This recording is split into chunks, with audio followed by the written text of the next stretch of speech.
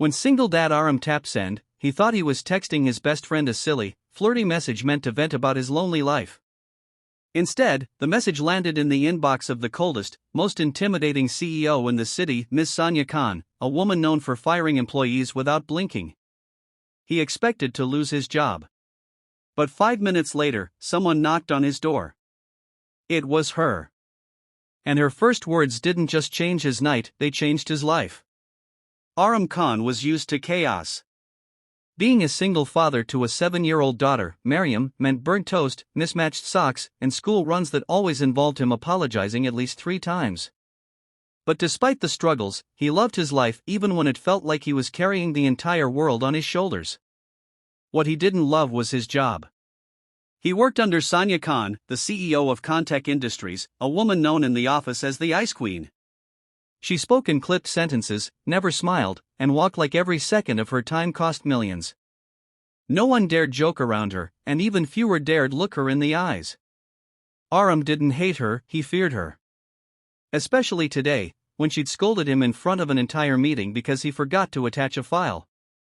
By evening, when Mariam finally fell asleep after fighting about bedtime stories and chocolate milk, Aram slumped onto the sofa. Exhausted, lonely, and half asleep, he picked up his phone and typed a message to his best friend, a deal. He meant to complain about his boss, to laugh off the embarrassment of the day. But his tired brain did something stupid. He wrote, "Bro, I swear if my boss wasn't so scary, I'd actually flirt with her. She's beautiful in a dangerous kind of way. Like she'd fire me for blinking wrong, but I'd still say thank you." He hit send without checking the contact. 2 seconds later, his phone vibrated. Message delivered to Ms. Sonia Khan. His heart stopped. He could already imagine tomorrow's email, "Your services are no longer required." He tried sending a second message, an apology, anything, but his hands shook too badly to type. He paced across his living room, whispering prayers, imagining the worst outcomes, mentally preparing his CV. 5 minutes later, there was a knock at the door. He froze. It was 10 p.m. Who would? His breath caught when he looked through the peephole. It was her. Sonia. The woman who never left the office earlier than midnight. The woman who never visited anyone, least of all employees. She stood there in a black coat, hair still pinned from the long day, eyes sharp enough to cut through glass. Aram opened the door with a trembling hand. She didn't wait for him to speak. She stepped inside, closed the door behind her, and held up her phone. "Aram," she said softly, too softly, almost unlike her. "Let's talk about this message, before you panic yourself into a heart attack." Aram stood like a statue.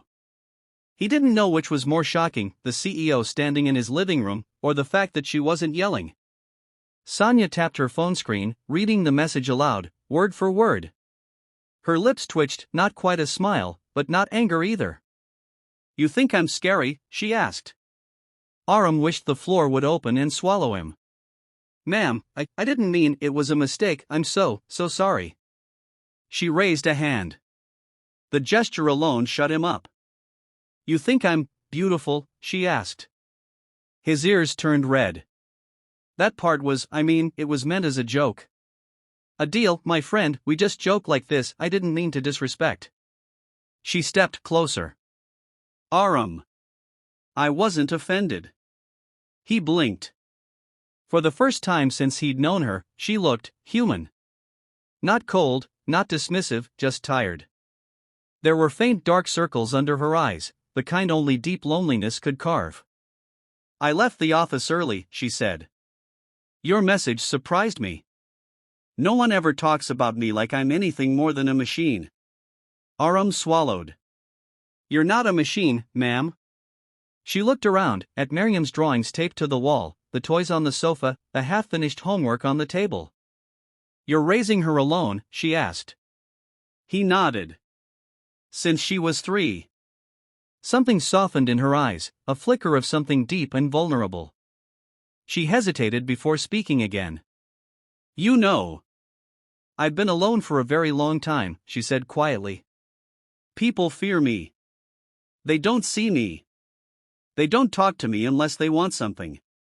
She looked directly at him. But you saw me differently.